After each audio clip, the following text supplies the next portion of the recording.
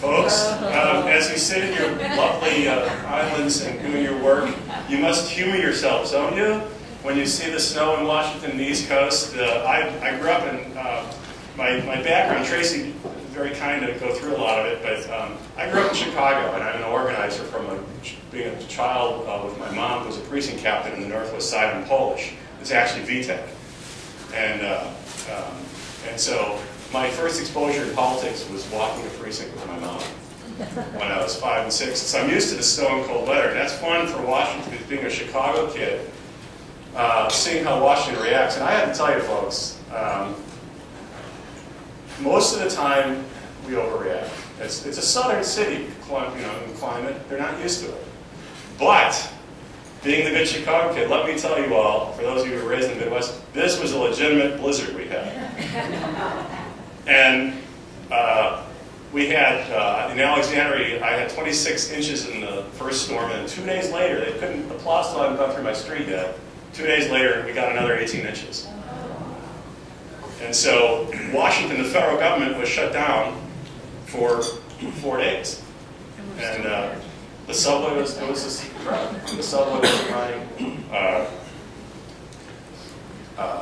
It was fun to see the paralysis in the city, frankly. And but the snow, nobody, it's not equipped. So it was everybody. I think it was overall, I think, fun for most folks. A lot of folks lost power, but it was also fun watching Congress, because they actually were trying to conduct business, and they mostly canceled all of their hearings and floor time. So they were a little behind. But let me ask you something: did you care when you read that Congress wasn't in session?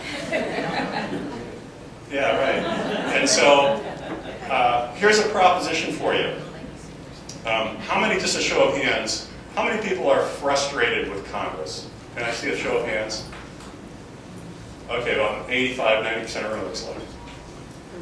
Well, a lot of people are, and that really is the heart of where I'm going with this new division. But I just want to take a moment and share with you that your frustration has been shared from the founding fathers onward in terms of Congress and being a brunt of jokes and a brunt of frustration. John Adams, our second president,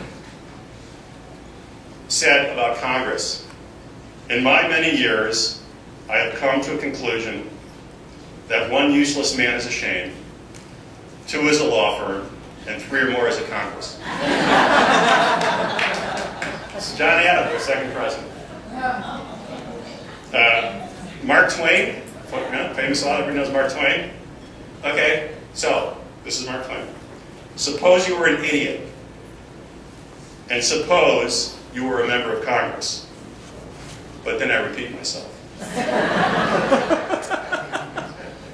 Will Rogers, satirist, political satirist from the late 19th century, early 20th century. I don't make jokes. I just watch Congress and report the facts.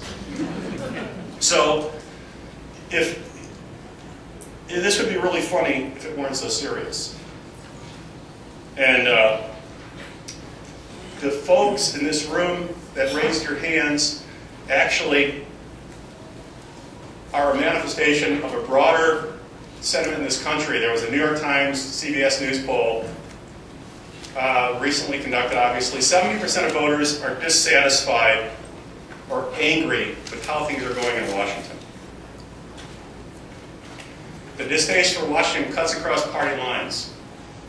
85% of self-identified Republicans, 73% of independents, and 53% of Democrats are dissatisfied with Congress.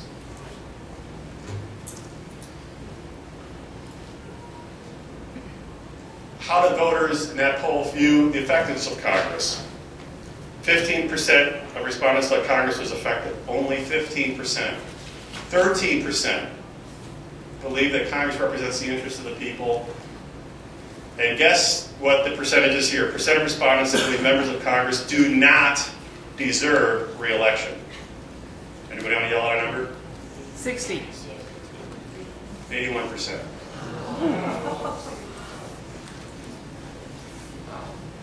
Right, so why is that? Well, I tell you, the factionalism, I've been in Washington since 1977, and it's just insufferable, the factionalism right now.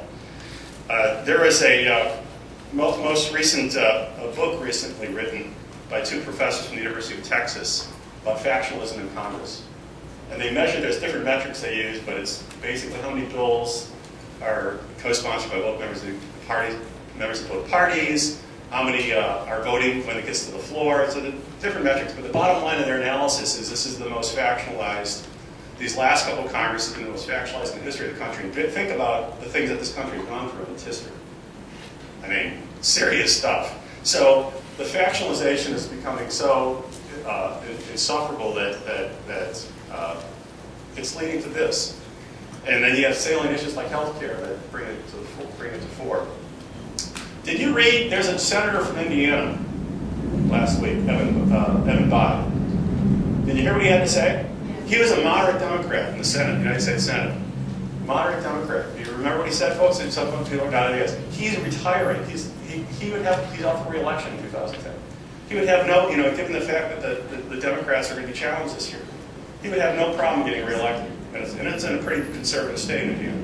But he has a very moderate record. He's one of the pragmatist Democrats in the Senate. He is leaving because of what we're seeing here. It's just the factionalism that exists in Congress is just insufferable for many of these people. And you're seeing them leave now in significant numbers. But he was very explicit in why he was leaving. So this is not a good sign for our democracy. Not a good sign at all. And imagine now, with the factions that's going on, there's a political analyst that actually is going to be speaking at our issues conference named Charlie Cook.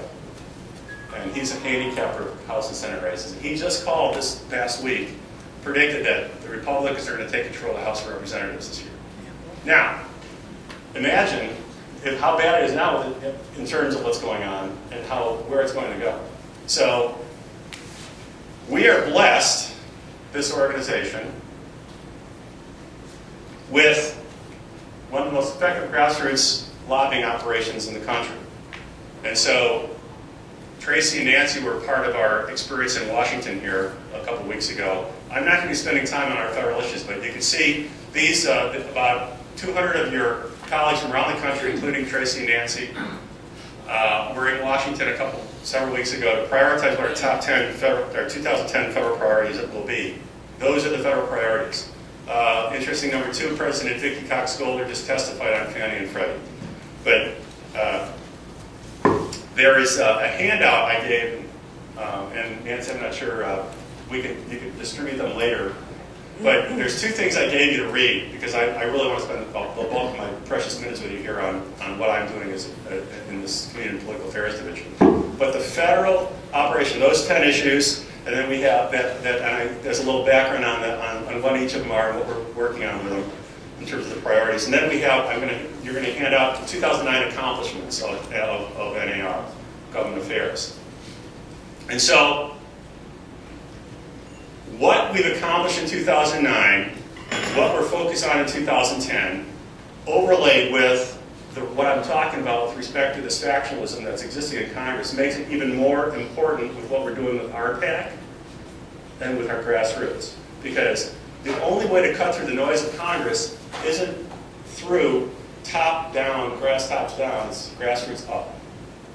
So your PAC contributions, our grassroots activities are essential to cut through all this factionalism. Because that's what matters to these folks. And Winston Churchill said that, and I'll leave this up to you to think where Congress is right now. But Winston Churchill said, politicians look to the next election, and statesmen look to the future. So I'll leave it to you to decide where we are, how many of these people are statesmen. But I do know that as a result of the power of this organization, with the grassroots and RPAC, that's how we've achieved those successes you'll read about in the brochure that we're handing out to you later, and what we're focused on in 2010. Now, this Washington Monument, when you've been to Washington, this is a gorgeous scene, particularly in the snow. I have the pleasure of driving by that every day.